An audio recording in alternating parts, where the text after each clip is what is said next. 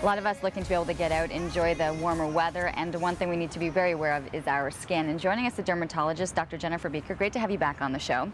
We're talking about Save Your Skin. Save Your Skin is a foundation, but there's actually a new survey that they've done, which has some really interesting information as to how we're viewing our skin and certain skin cancers, the knowledge about them, I guess. Yeah, so this was a survey done by the Save Your Skin Foundation, and what they looked at is people's knowledge around melanoma, and what they found is there's huge knowledge gaps around the physical and emotional impacts of melanoma. In fact, half of the respondents didn't even know what melanoma was when they were diagnosed, so we have some serious education issues. It's one thing to sit in a doctor's office and have an anticipation of something going on, but when you don't even understand the meaning of what they're telling you that you've got, that can be incredibly frightening, especially when it's something that it should be discussed a lot more considering our exposure to the sun. Yeah, and it's so common. In fact, melanoma is the 8th most common cancer in Canada, and it's predicted in 2013 6,000 people will be diagnosed, and unfortunately over 1,000 of those people will actually die from their disease, so it's very common. Can we talk about the different types? I mean, there's one thing to notice, something abnormal in maybe a mole that you're seeing, but there are a variety of different types of skin cancers, is that right? Absolutely, and it's interesting you asked that, because in the survey they found that people weren't aware that there were different types of skin cancers, and people with melanoma wanted the public to know about that there are different types, and not all are curable. So there are some that are treated very easily with surgery, but there are other types such as melanoma which have the potential to spread to other areas of your body and become quite serious. So luckily we do have treatments now, and so it's not all doom and gloom, but the good news is in the last year or so, Health Canada has approved some new medications to help treat the more serious cancers like melanoma, and this is good innovation in this area, but there are many different types treated different ways, some more serious than others. Was it just over 50% are actually doing their self-diagnosis, that they're actually seeing on their skin that something is not quite right? And that's why it's really important to people to get the knowledge about what to look for.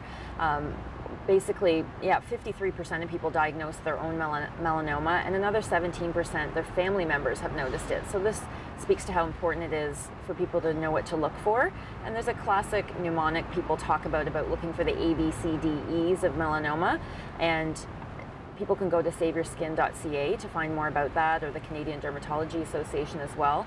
But basically it's looking at moles on your body for asymmetry, irregular borders, multiple colors, large diameter, or evolution, which stands for any change.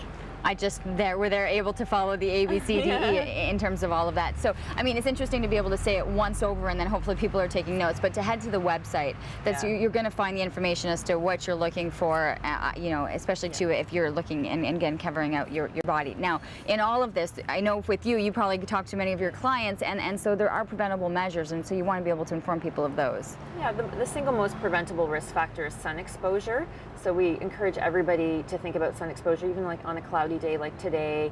Wear your sunscreen, seek shade between 11 and 4, and also wear sun protective clothing, hats, sunglasses, long sleeve clothing if possible, because that's the real modifiable thing you can do to prevent melanoma and other forms of skin cancer. You know, there's so many different varieties that are out on the market too. You're standing in front of the sunscreens. For you, what do you tell your patients? I say a broad spectrum SPF, a minimum of a 30. That's the absolute minimum. So most people, I suggest even go higher if possible if they're fair skinned, and also because we know people aren't perfect in their application of sunscreen, so it's probably better to go a little bit higher and put it on frequently every 2 hours if possible. Do you have any preference in terms of a spray or a cream or anything like that? I tell my patients that whatever they use is happy with me. I just want them to be using sunscreen, covering themselves up, staying in the shade, doing what they can, because these are serious skin cancers. And again, people can live, I'm going through a lot of things very quickly. People can look at the website at saveyourskin.ca, and there's a lot of information there as well. I mean, that's the thing to keep in mind, and the fact is,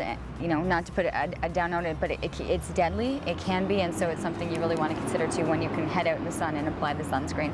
Saveyourskin.ca is the website you want to be able to check out. Tons of information there. Thanks for giving us the lead way into hopefully a lot of people going and checking out the information.